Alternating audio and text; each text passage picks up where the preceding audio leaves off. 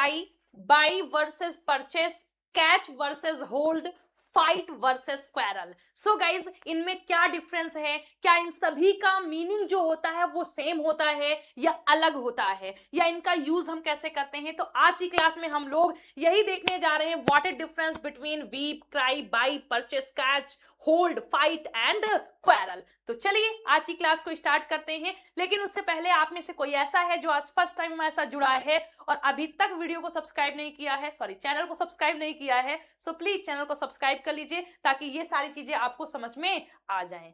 ठीक है, तो चलिए स्टार्ट करते हैं और देखते हैं। हालांकि हम सभी लोग बहुत बेहतरीन तरीके से जानते हैं कि वीप का मतलब भी रोना होता है और क्राई का मतलब भी रोना होता है। सबसे पहले इन दोनों को हम समझते हैं, वीप और क्राई के साथ में क्या माजरा है।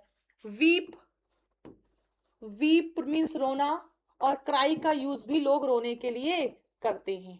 ठीक है, देखिए वैसे अगर अंतर हम देखें तो क्राई का मतलब होता है चिल्लाना, चिल्लाना, लेकिन इसको रोने के सेंस में यूज करते हैं, बताते हैं हम, रोना। और इसका मतलब तो रोना होता भी है।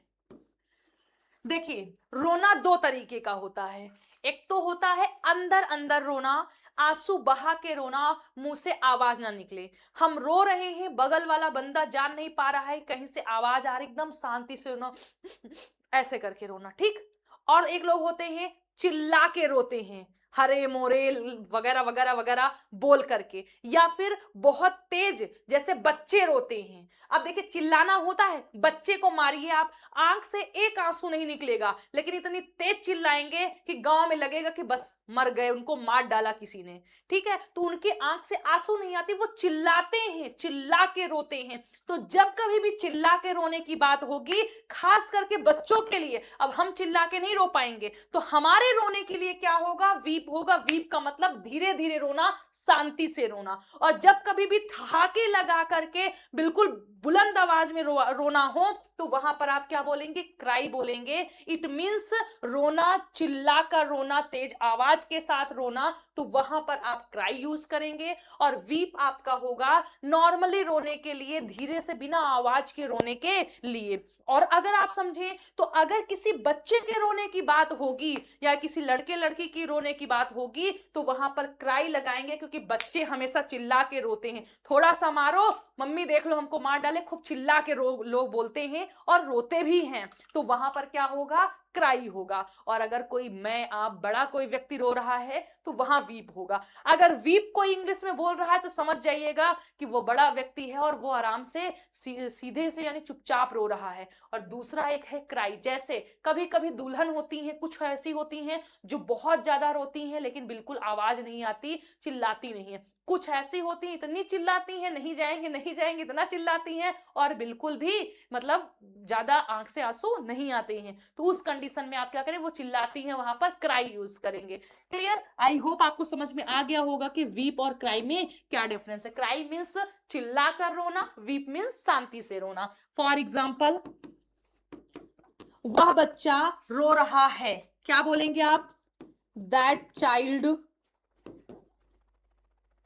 क्राइंग इज क्राइंग बोलेंगे, क्योंकि बच्चा है, वैसे भी वो दहाड़ रहा होगा, आंख से आंसू नहीं आ रहे होंगे। लेकिन मम्मी पिताजी की याद में रो रही हैं, क्या बोले आप? मम्मी पिताजी की याद में रो रही हैं, तो क्या बोलेंगे? अब मम्मी चिल्लाएंगे नहीं, होगा मदर,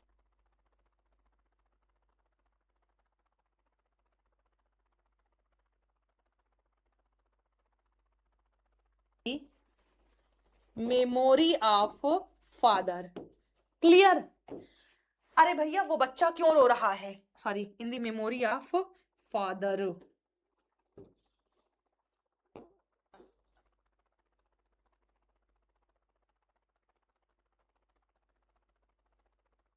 है why is that child crying?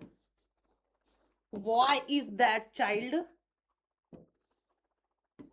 crying? ठीक है, एक सेकेंड, थोड़ा सा इसको बड़ा कर दे। ओह माय गॉड, तुम कहाँ चले गए? यहाँ नहीं जाना है तुमको, फिर तुम चल गए भाई।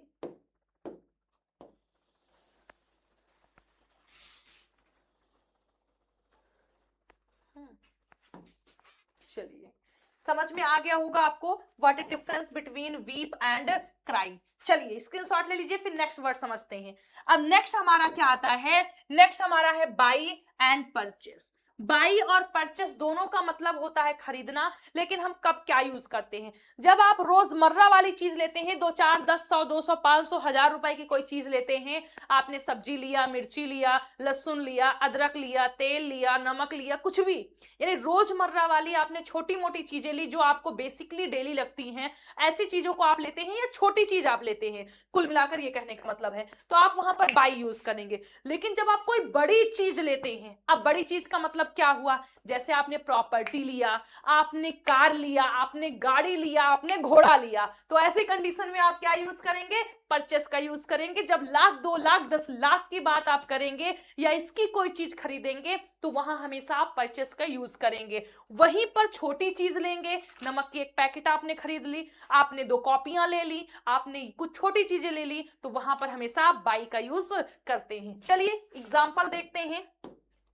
जैसे हमने बोला यस्टरडे, कल, आई, बाई होता है first form, bought BOUGHT, buy bought, bought. Yesterday I bought 2 copies, 2 copies, कल मैंने 2 कॉपियां खरीदी। अब ज्यादा से ज्यादा 30 रुपए 40 रुपए की कॉपियां हमारी होंगी, ठीक है। वहीं पर बोले उसके पापा ने कल एक कार खरीदी, उसके पापा ने कल एक कार खरीदी। अब कोई 10 रुपए की तो कार खरीदी नहीं है, बड़ी बात है, तो क्या यूज करेंगे, yesterday his father purchased a car. Clear, I hope कि आपको समझ में आ गया होगा बहुत अच्छे तरीके से, ठीक है। स्क्रीनशॉट लीजिए, चलिए आगे देखते हैं। नेक्स्ट हमारा आता है catch and hold. Ma'am catch का मतलब भी पकड़ना होता है, होल्ड का मतलब भी होता है, लेकिन कब क्या यूज करें यही समझी में नहीं आता है। जब मन होता है कैच, जब मन होता है होल्ड लगा देते हैं।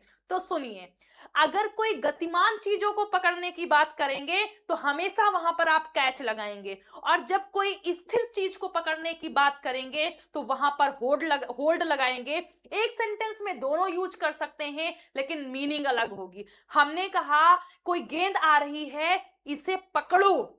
अब कोई गेंद फेंक रहा है, उसे पकड़ो तो कैच का यूज करेंगे। भैया मैं 1 मिनट आ रहा हूं बाहर से, थोड़ा गेंद पकड़ना। अब वो खड़ा है, उसके हाथ में आपने गेंद दे दिया, इसको पकड़ो भैया मैं आता हूं, तो क्या बोलेंगे आप, होल्ड का यूज करेंगे, ठीक है। 2 कंडीशन अलग अलग। अगर मैच खेलते समय आप गेंद पकड़ रहे हैं या किसी का पीछा करके किसी को पकड़ रहे हैं तो कैच का यूज करेंगे।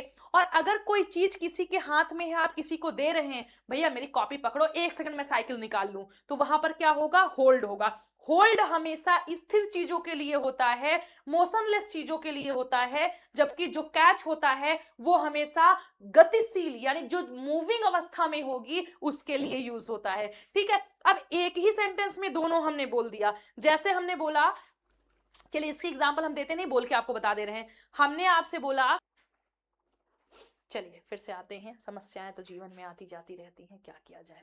कैच मीन्स कोई गतिमान चीज जो मूव कर रही उनको पकड़ना, होल्ड कोई ऐसी चीज को पकड़ना, ठीक है। जैसे चलिए एग्जांपल दे ही देते हैं। मान लीजिए हमने बोला कि he is catching the ball, ठीक, he is catching the ball. वहीं पर हमने बोला होल्ड इट, होल्ड इट, इसे पकड़ो। हम थोड़ा सा आ रहे हैं, इसे पकड़ो, तो क्या है, हाथ में है, गतिशील अवस्था में नहीं है तो होल्ड हो जाएगा, और कोई चीज गति में है तो कैच हो जाएगा, ठीक है। चलिए आइए नेक्स्ट देखते हैं हम लोग। नेक्स्ट और लास्ट हमारा क्या है, नेक्स्ट और लास्ट हमारा है, लास्ट हमारा fight and quarrel. Fight and quarrel दोनों का मतलब होता है लड़ना, झगड़ा करना, लेकिन दोनों में बहुत अंतर है। अगर कोई बोले फाइटिंग चल रही है, इट मींस घुसम घुसम लाठी डंडा सब कुछ चल रहा है, यानी मार धाड़ सब चल रही है। और अगर बात करें हम क्वेरल, ठीक, क्वेरल, इट मीन्स मुहातोड़ी, मुंह से चल रही है, ले तू तड़ाका आपका चल रहा है। तो अगर क्वेरल का यूज जो गांव में अक्सर महिलाओं में होता है, मुंह की लड़ाई, मुंह से लड़ाई हो रही है, दैट इज क्वेरल। और अगर लाठी डंडा धूम धड़ाका चल रहा है तो इट मीन्स फाइट होगा, दोनों के साथ विद प्रीपोजिशन का यूज होगा, जिसके साथ भी लड़ाई हो रही है। चलिए एग्जाम्पल देखते हैं। जैसे अगर लाठी डंडे की लड़ाई हो रही है तो हम बोलेंगे he is fighting with me. अगर हमने इस सेंटेंस को